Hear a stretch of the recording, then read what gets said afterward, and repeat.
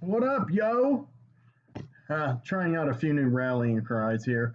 Um, I am going to do a video while I have some energy before turning in while I'm having a decent hair day. Um, it's gotten real fluffy today. My beard is really long, and believe it or not, I braid it and then I tie it into a knot and put it under my fucking mask that I have to wear to work and other public places. Some of these guys put like their masks here and then have this big long beard sticking out the bottom. I think it looks dumb, so that's just my opinion. So I just kind of curl the thing up and tie it so it's like a little knot smaller, and I can put it behind the mask. So it's good that it's been growing. Um, Look at this thing. It's super long. I'm not planning on cutting the end of it anytime like remotely soon. I've had it longer before, but it's a good excuse to keep doing that. I hate having a beard though, and I've become so slack about shaving because of not having to for work and having the mask to kind of disguise my days I'm not happy with the way the stubble looks. But a lot of males are probably going through this. Maybe some females are going through this. So I decided to do a video, another kind of pop cultural geekish video, just to kind of just to put something out there because the work I'm kind of getting together now for like the Bottomless Well show and Blu Revue, and even like the more personal stuff. I think the quality is improving.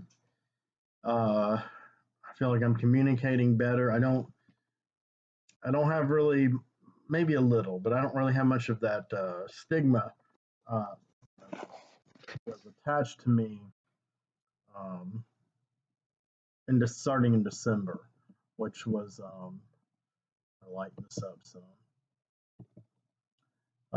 which was a result of seeing my ex's videos and feeling like she was just doing everything better than me, communicating better, and about more meaningful topics. Well, I've gradually been slipping into meaningful topics, and you can probably tell what some of them are, like socio-political concerns and just the way the whole American empire seems to be collapsing on top of our heads.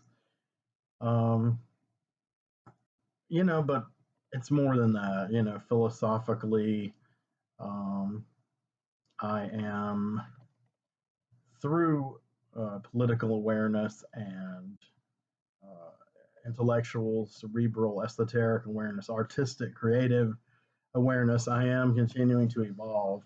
So, my ex, exhorted me to keep keep learning and growing and healing, and I'm doing it without her. And but she helped me immensely, and hurt me immensely too.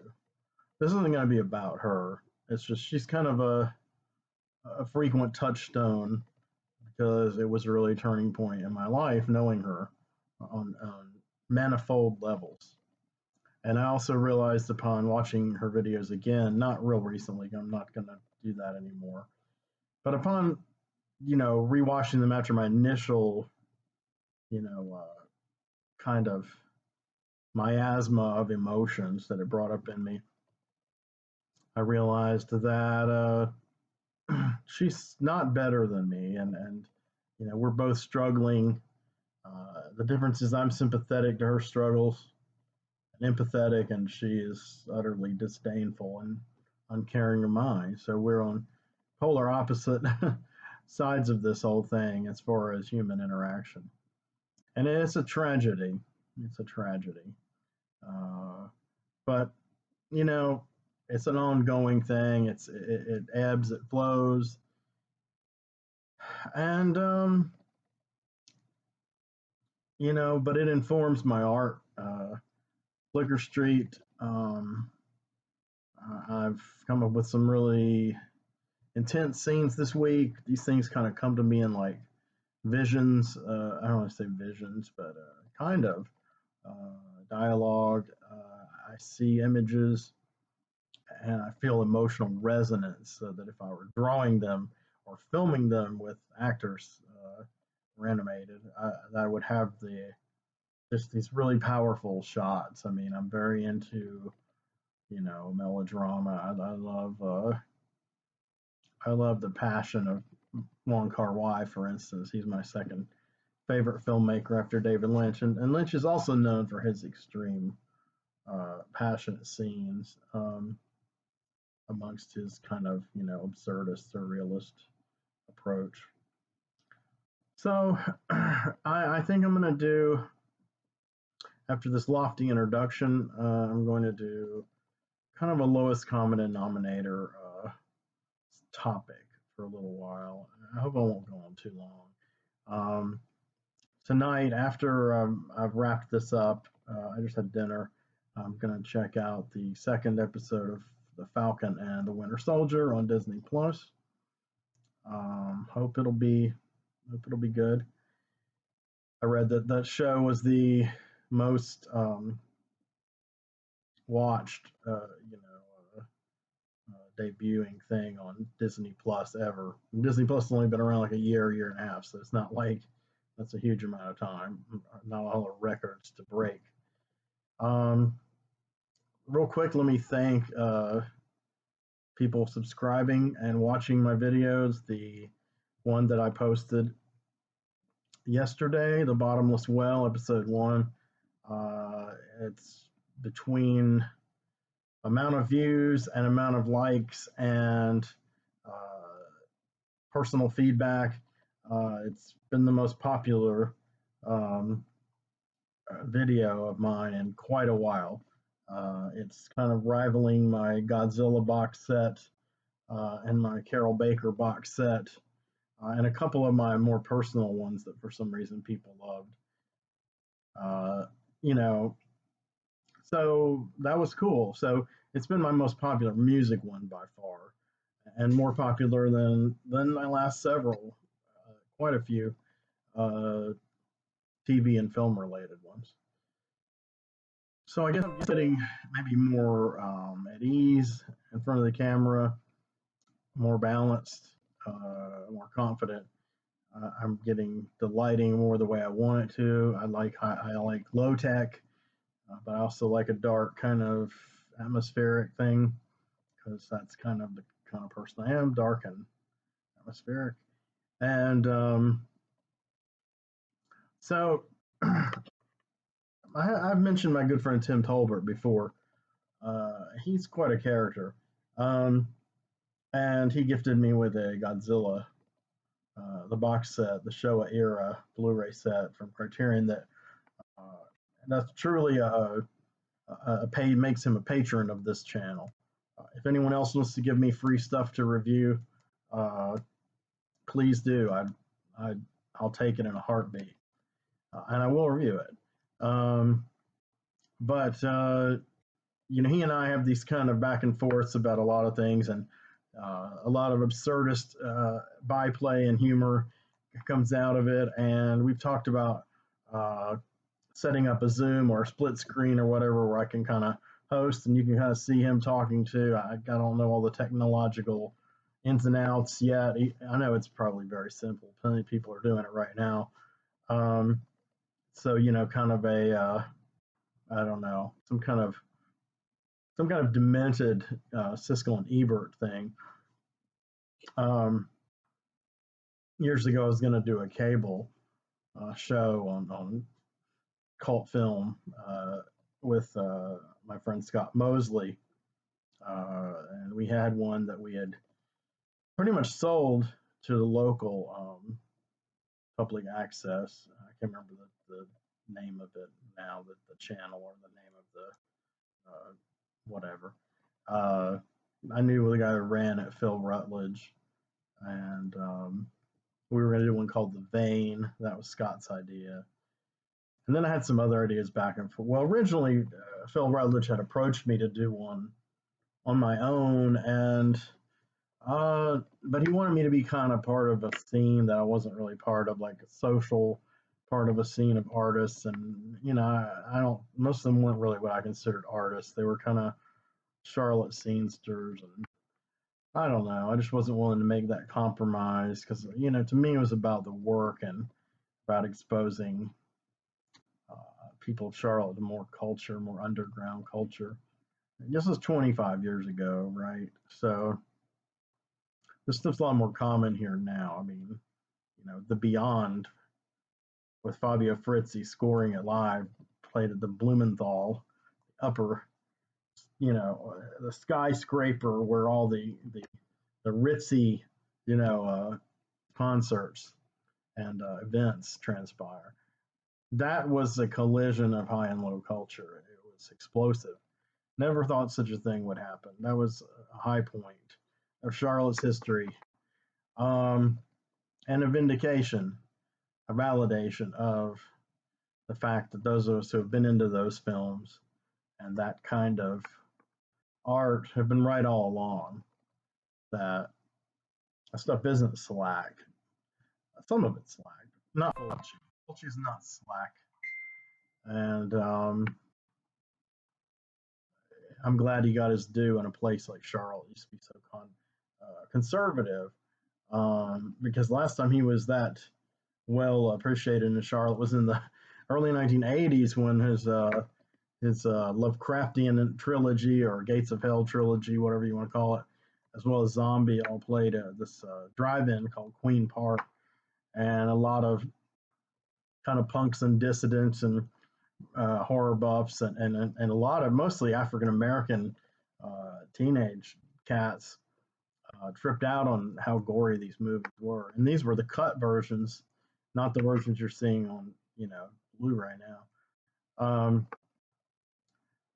Just kind of babbling. So I'm just going to get to the point. Uh, while this is really fresh, because it's really fresh in my mind, and I didn't think it would be really fresh in my mind, I'm going to talk about. I'm going to talk about three uh, things that I have watched in the last few days. One of which I'm not quite finished watching. Um, the one I'm not quite finished watching is called Dreamland by Bruce McDonald. Um, he directed Pontypool. I'm trying to remember if I reviewed Pontypool for Halloween or not. Did I? I should have if I did. Pontypool is one of my favorite horror films of the millennium. It's Canadian, stars Stephen McHattie, who's had a long and amazing career as a character actor, and co-stars his real-life wife, Lisa Houle, Houle, who I was not familiar with before I saw this movie, and I didn't even know they were married until yesterday. And apparently they were probably married when they did Pontypool, which was 2008, because they have three kids. He's a bit older than her, and he's in his early 70s now. So he was in his early 60s, and as he has his whole career, he's generally played characters like 5 to 15 years younger than him, dating all the way back to when he played Rosemary's Baby as an adult in the mid 70s, and Jake Pascal in Centennial in the late 70s. Both rather young characters, and he was, already, hitting 30, early 30s. But anyway, this is his tour de force, Pontypool. I think it's an intelligent, witty, fascinating, funny, disturbing, romantic at times. It's just got a ton of stuff going on, and it's really just a one set story. It is like a zombie siege movie, and there are zombies, but it has to do with the words and words infecting your mind and spreading like a virus, which is a very William S. Burroughs concept. The word is virus, and man, heavy stuff. If I didn't review this, I must be crazy. I thought I reviewed it, but I may not have. But anyway, it's one of my favorites of the millennium, of any genre really. So McDonald, some years on, 2019, released Dreamland, which again stars Steve McHattie, this time in apparently dual roles. I don't know if they're two discrete beings, they're doppelgangers or time travel duplicates of each other. I don't know yet. I'm only about a third of the way through it. Henry Rollins plays this psychotic criminal, and Juliette Lewis is the co-stars, but she isn't in the movie yet. And Lisa Hull makes an appearance. Um, Beautifully shot. Of course, now he's in the outdoor.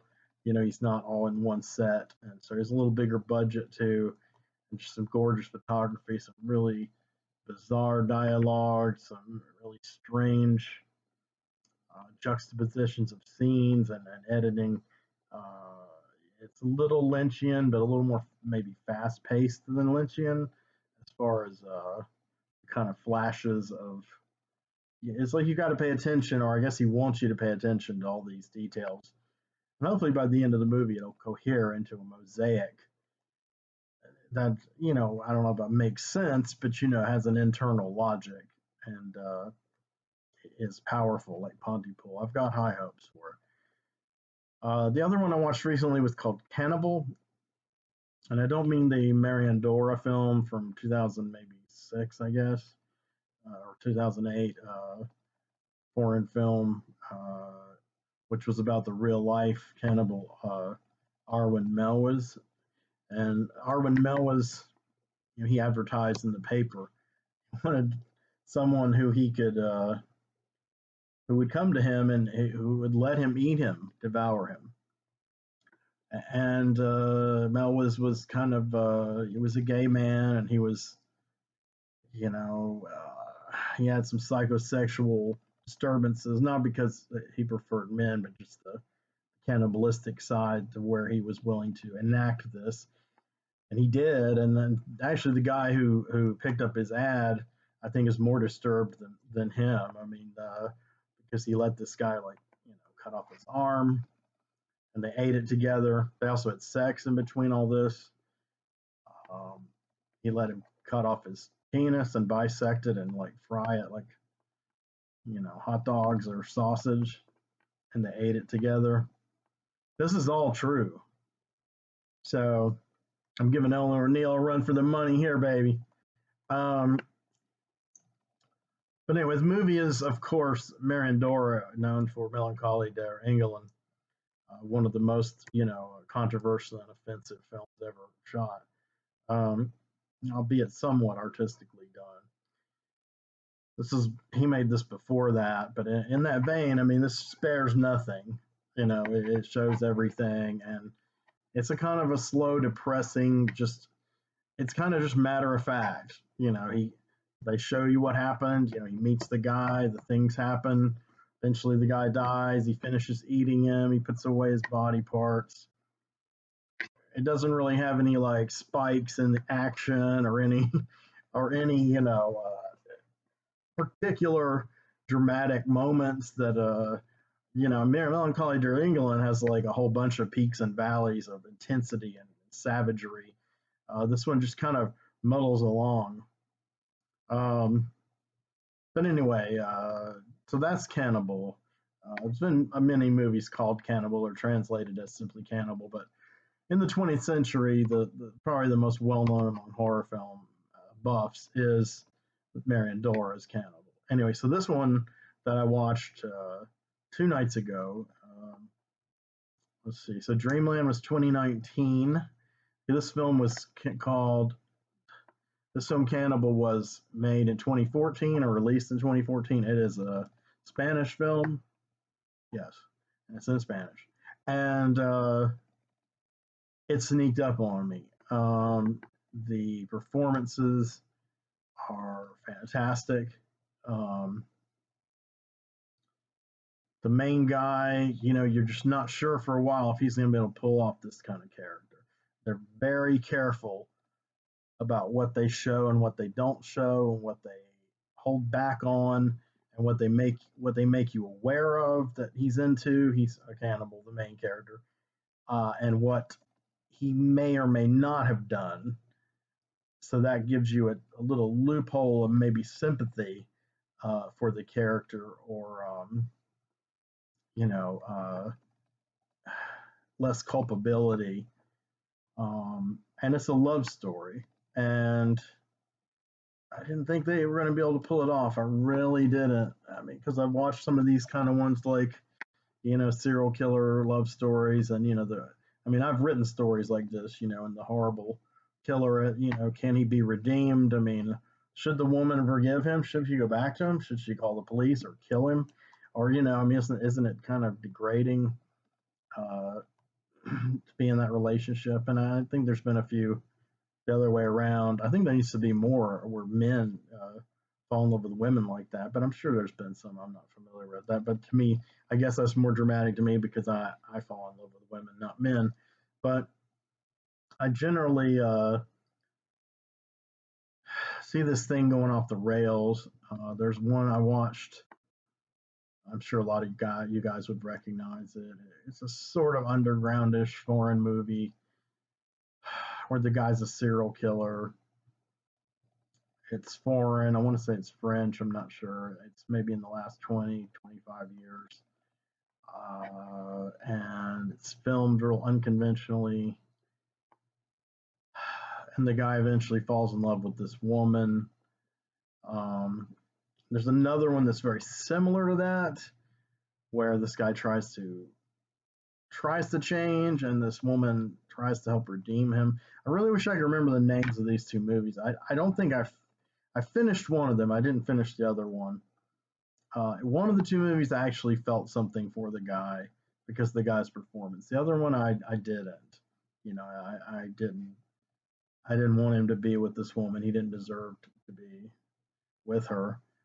Um, if I remember the names, I'll put them in the notes down here. And I watched both of them on YouTube, so they could be still on here. I'll put a link if you want to watch them. I just hate that my brain's gone blank again, and I've been trying to kind of do better about memorizing, but I didn't expect to be mentioning them, and also would have had some notes. But Cannibal succeeded, where those movies either were failed or near successes. Uh, the main actor really holds back; his character's repressed, and there's an undercurrent where he really, you see that possibly if he had had the love of a woman, or healthy love from his mother, because hint intimates that excuse me, that it wasn't that healthy. Uh, Maybe he wouldn't be a cannibal. Basically, he murders, uh, and in one instance, I believe the first beginning of the movie, he takes a corpse from a car accident. Pretty sure he didn't cause it. Maybe he did, but so I didn't think he was a killer at first. I thought he was kind of like an Ed Gein kind of cat, like a scavenger, you know. And but yeah, he chops her up and he keeps all her pieces in his refrigerator. And supposedly the plot was supposedly he's going to try to fall in love with a woman. So he meets this woman, and she's kind of like this emotionally all over the map kind of party chick, who they later imply might be a prostitute.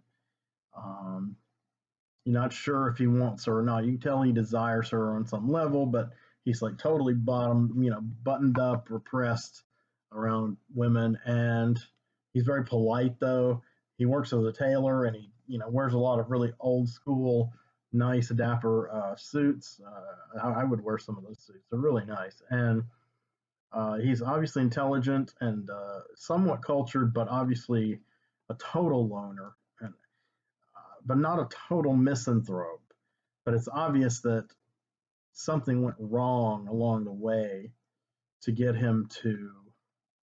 Uh, that was the way he had to get the women he desired and possess them, and really possess them as in devour them. And these kind of ideas of, nothing new in movies like this, and in real life killers like this. Like, what's the guy killing for company? Dennis Nilsson. They did a Deaths series recently with Doctor Who slash Kilgrave. I can't think of his name. David Tennant. But it's kind of like that, and this woman disappears, and it's kind of open ended, like, did she leave or not? Unless I really missed something. And so her sister comes to find her, starts nosing around, hanging around, and I started really to wonder that the guy had nothing to do with it. But then I thought maybe he did, because he's giving the sister money that she needs, and he's helping her out so she'll leave town and not worry about the missing sister. I think it's played by the same actress. I didn't research. If not, they look a lot alike, albeit different hairstyle, different mannerisms. But he and the sister named Nina, his name's Carlos. Carlos falls in love with Nina, but I mean, of course, he's still uh, keeping her at arm's length in many ways. He won't have sex with her, and she starts liking him more and more. And the police start suspecting her of killing the sister. And so Carlos takes them away to this cabin he has, which we soon realize is the same place where he hacked up this car accident victim in the beginning of the film. And he's going to do it to Nina. But, this guy, understated acting. I can't think of these actors' names. I didn't write them down or commit them to memory, but just amazing. This just so much is said through so little, so minimal facial expressions and tone of voice, and you really see all these emotions, passions, like love, but also, his sick urges, kind of just percolating behind his eyes, and it's really remarkable. And, he decides not to kill Nina, but then he tells her the truth. And he did kill her sister. Spoilers. And I was surprised. I mean, I was starting to suspect probably he did, but then I thought, even if he did, he's never going to tell her at this stage. But he tells her everything.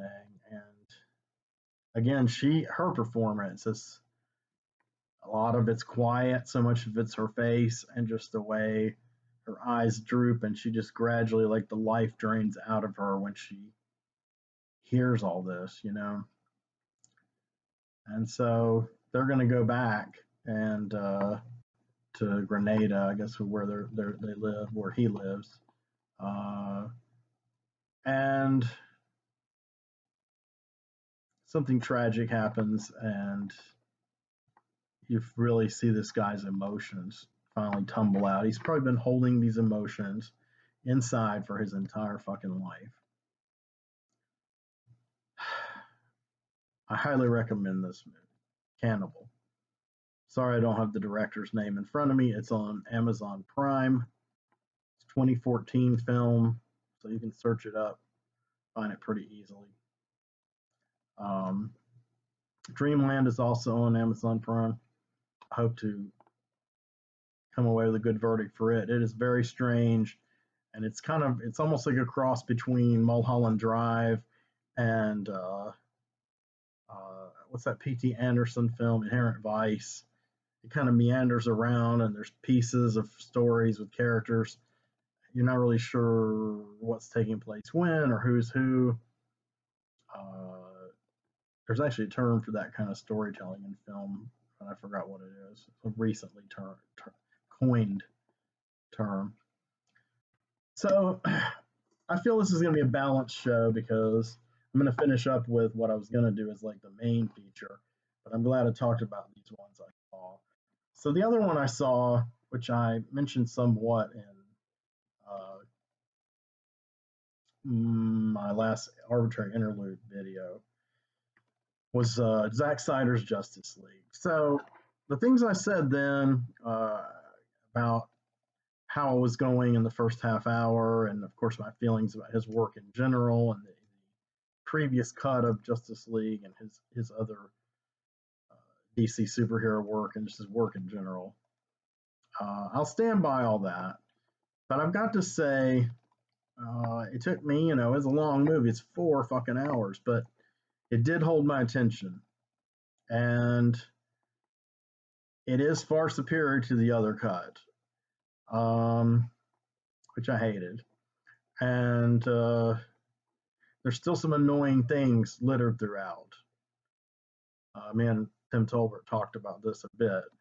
I think I liked it better than he did, but not sure. But there were some touches that really made it work, and there were some things that I thought were going to just drive me insane that didn't happen, or weren't as egregious as in some of his other movies in this series, this DC series. First off, he shot a ton of new footage, like $70 million worth, and primarily with Ben Affleck and Ezra Miller and David Fisher, I think is that his name, plays Cyborg. And that was good because with the new Batman stuff, he filmed another apocalyptic dream sequence. Like there's, the one in Batman versus Superman where he's in the desert with the parademons and the steampunk goggles and the duster, but he's still like got the Batman mask. They expand on that, but they save it till like the very end, almost the very end of the movie, to where the movie starts to become like a different movie. And I thought that was a ballsy thing to do. I love when movies do that.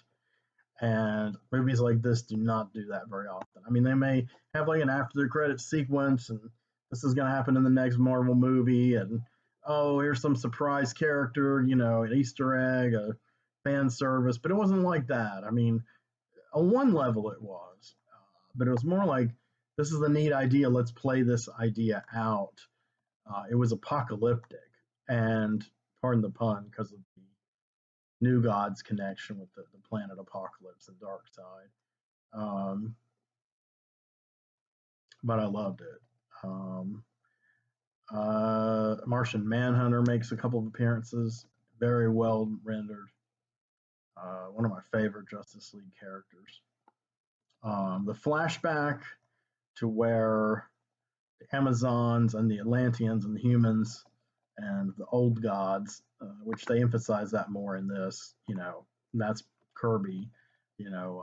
Kirby referred to the old gods like the pantheons he depicted in the Mighty Thor comics in the 60s, like the Greek and Norse gods. And then, of course, the new gods were the new gods. Darkseid being, one of them. And he fleshes out the whole battle. And he actually puts Darkseid fully on camera, fully realized, fully fleshed out. And he looks great. First few shots, you're not quite sure. The lighting, and then after a while, his voices. Doesn't quite have that wry, cynical distance the Darkseid has. But he's a little more of a physical presence. Like in the battle in the ancient times, he like jumps into the fray with a axe or something. I just can't see Darkseid doing that. But there are times when he's just sitting on the throne, his eyes are glowing, and he's talking about the anti-life equation, and he's got some great dialogue. It's pretty nice stuff. Some of it's almost straight out of Kirby, not quite. Steppenwolf is still a mess, terrible design. There's more of him in the movie because he's CGI, of course, all CGI. A lot of the CGI is very sloppy, especially with him in it. The CGI overall is tighter than it was in Justice League and in Aquaman. In any of these, I mean, the CGI in the Wonder Woman movies was pretty smooth, but it wasn't as fanciful and over the top, fantasy wise. And there's an Amazon scene early in this movie that blows away the Amazon scene at the beginning of Wonder Woman '84. Very well shot. I mean, it's obviously kind of a riff on 300, except the women warriors. And the ancient battle is like a riff on 300. Zeus is, instead of like an old guy with lightning bolts, he's like a middle-aged guy, black hair, and he's kind of super buff and homoerotic looking, like Gerard Butler in 300. It's weird. And there's a Green Lantern. There's two Green Lanterns in that battle, which in the, if I recall correctly, the theatrical cut, you just kind of see bits and pieces of this. So in this, they show the whole battle, the whole flashback, because he's not going to do anything halfway. It's like if he's got the money and they're going to let him go, Zach's just going to go crazy and show everything, every portentous story beat he can ham down your throat.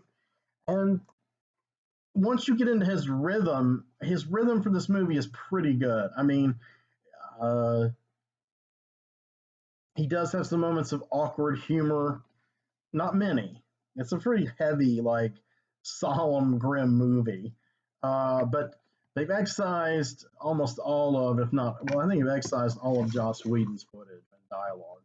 But they did have some of the Flash was sort of the semi-comic relief in the movie, and they did keep some of that stuff and his byplay with Batman, though they cut out some of Batman's jokey reactions to some of the characters, like Aquaman. They kept some of his jokes, his little one-liners to Wonder Woman and the Flash, but um, there's less of the Flash doing that. The editing kind of curtails it. It doesn't like play out like you're supposed to laugh here, guys. Like Joss Whedon. Like there should might as well be a laugh track in Joss Whedon's material, and because he thinks his stuff is hilarious. I can take it or leave it depending on what it is. I've talked about this before. I like some of his work. I dislike a lot of his work. But he definitely was the wrong guy to throw into Justice League. But so what I'm saying is they're keeping the Flash and his sarcasm in there, the stuff that Snyder shot because the studio did want the movie to be a little more marvelous, a little more one-liners and upbeat humor. And so yeah, there's some of that in there that Snyder himself did, but he stops it up. He only goes up to a certain point with it. And there's some that's actually pretty funny, but it's the understated stuff that's funny. It's not the nudge nudge wink wink Whedon kind of stuff. The smarmy kind of fanboy kind of humor that Whedon is kind of a master of. I don't particularly like that kind of humor that much. So it's fine that he's mastered it, but it doesn't. I don't respond to it very well, except maybe rarely. So the movie's all over the map. There's 4 veteran actors of great gravitas in it. J.K. Simmons, he plays Commissioner Gordon. Willem Dafoe, he plays Volko, Aquaman's kind of mentor underwater. There is Jeremy Irons, of course, as Alfred Pennyworth. And most of all, there's Joe Morton as Dr. Silas Stone, the father of Cyborg. Of these 4, Morton gets the most material, and he's pretty amazing. If the movie could be those 4 guys, I mean, I was telling Tim, if those 4 guys could be the Justice League, that'd be a fucking hell of a movie, even with Zack Snyder directing. But anyway, the younger actors, Ezra Miller comes off much better in this than the other cut. There's a lot more shots. They fleshed out his origin, and they fleshed out Cyborg's origin. Both of those actors Ezra Miller annoyed me, and Fisher fell flat. But they're both fleshed out, and I don't mean that as a pun on Cyborg.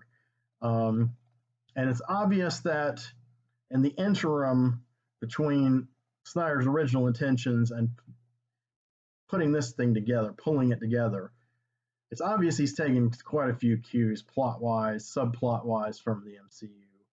uh, some of the dark side stuff from Thanos, and which is interesting because Thanos was a pastiche of Darkseid originally in the comics. Starlin may or may not still admit that, but Kirby's Darkseid came first. Not to knock Thanos, great character, but they occupy a similar tier in their respective fictional universes. Um, and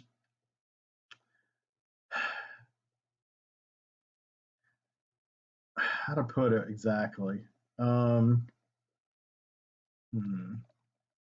I had some thoughts that were hurtling forward like a runaway train, but they're derailing or crashing. Um, the standout among the main cast is still Gal Gadot. Wonder Woman is the standout character. She's the one with the most charisma, the most class, some of the very best and most interesting, fun action scenes. She's a joy to behold. Uh, it has nothing to do with the real life Gal Gadot and some of her outspoken political whatever beliefs. We won't get into that, but or whether she's like a great actress outside of this franchise or not or anything. She is beautiful. She's too thin to be Wonder Woman, but she is fit because she was a soldier in real life, and she's good with the witty. She's good with the wit. She balances this character well between when to be hard and a warrior and when to be kind and sweet, like the children and stuff, people she's saving. A lot more of that is in this movie than in really even in the Wonder Woman movies. I should say maybe not screen time, those scenarios, but there's more of it uh, fleshed out and realized in her performance and the dialogue. The choices they make bring that kind of complexity of personality of Diana Prince slash Wonder Woman out. I wished Wonder Woman 84 had done it. It tried, but it went either too one direction or the other too much. I don't know. Wonder Woman is an indecisive, kind of weak character at times, mainly because of her sorrow over losing Steve Trevor in the Wonder Woman 84 movie. And that when she learns to fly. And this one, of course, taking place 30 years later, she can fly, and she does fly in this movie. And she is more confident and well rounded, but she's still kind of grieving Steve. She mentions it. All these people are kind of flawed. They're trying to go with they're all flawed. I mean, they're not like deeply sorrowfully flawed, like tormented, angst ridden, like your Marvel characters, and it's not going to be like the Hulk or Spider Man or the X Men.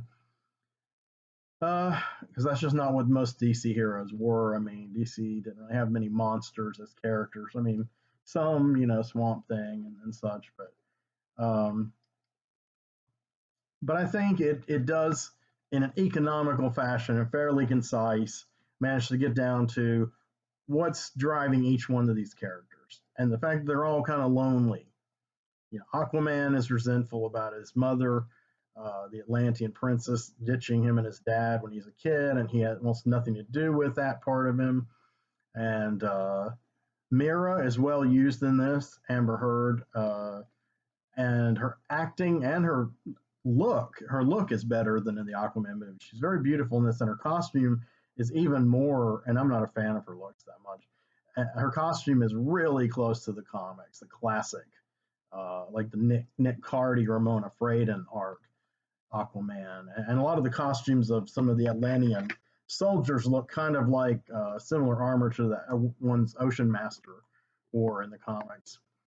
So that was kind of cool. But yeah, that's Aquaman, and of course he's like the cynical guy, and the you know the rebel of the group, and then you've got we know Batman's baggage, and Wonder Woman, like I've told you, she's got her own whatever, she's got her own issues, but the Flash, his father's in prison and unjustly, and that's made him decide to be the criminal science major, and so they go more into that.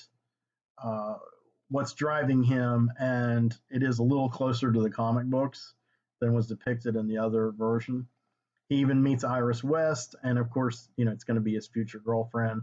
And as a wink to the Flash TV series with Grant Gustin, It is an African American woman, like Iris is in that. In the comics, she was white.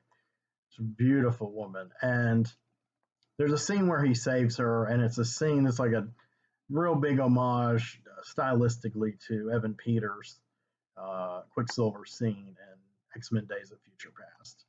Everything kind of slows down, and they use the Song of the Siren, which David Lynch had used before, and I thought it was beautiful because I loved the song. It was well shot. It was so pretty, and he's rescuing this girl, and she's so pretty. And I was like, I kind of like Barry in this.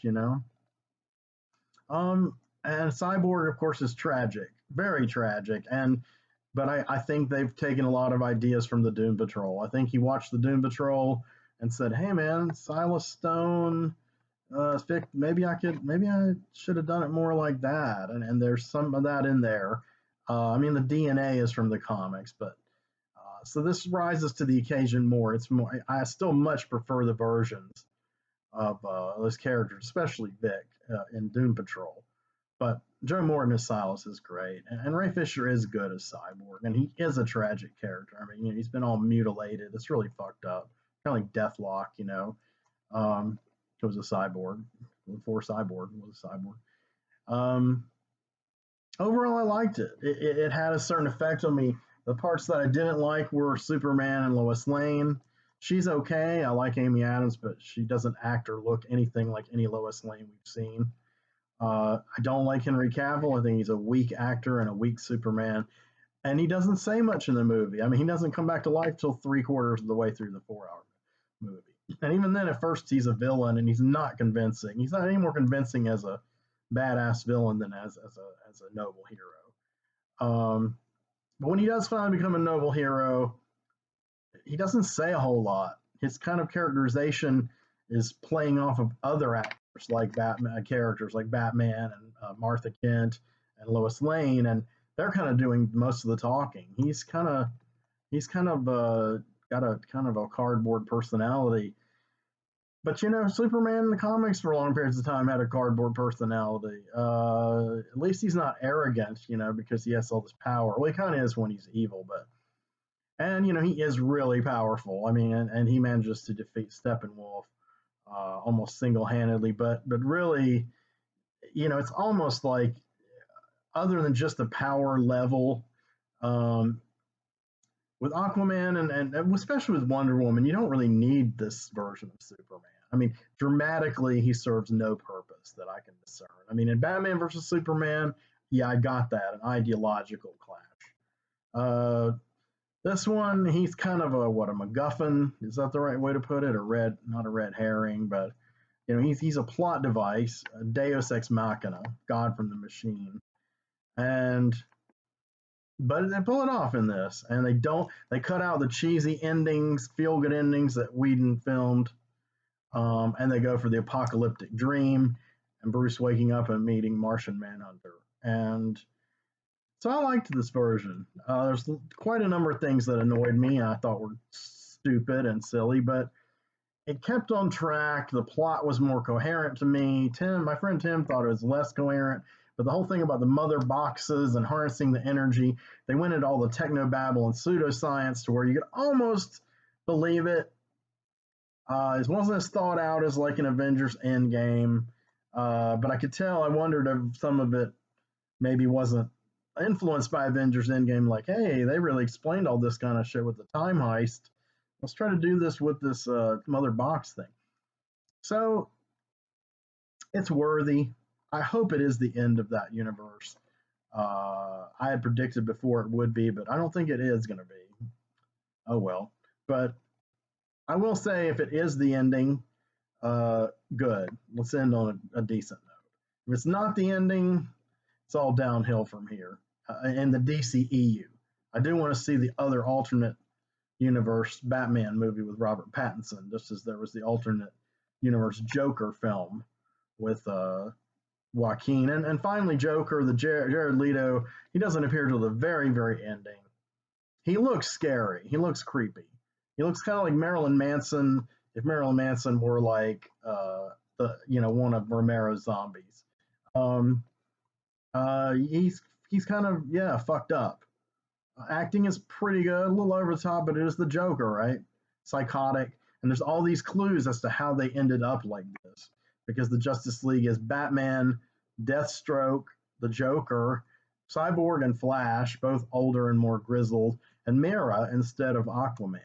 So that was cool. It reminded me of the Avengers Forever miniseries Kurt Busiek did, where he had the near future Avengers with like an old Black Panther and Killraven and Thundra. That was awesome. So my charge on my computer's running low, so I'm going to go ahead and just wrap this up. I think I hit most of the bullet points. If you got anything to say about any of these movies or this video or anything in general, hit me up. Please subscribe. Please give me a thumbs up. And please share if you like this. You think some of this will be of interest to somebody in a group or on your page. I love you guys. Thanks for supporting The Bottomless Well. There's much more of that coming and much more in-depth movie stuff coming and philosophical stuff and yes, the socio-political meanderings and just me, and I really appreciate you giving me an audience. Thank you. Love you all.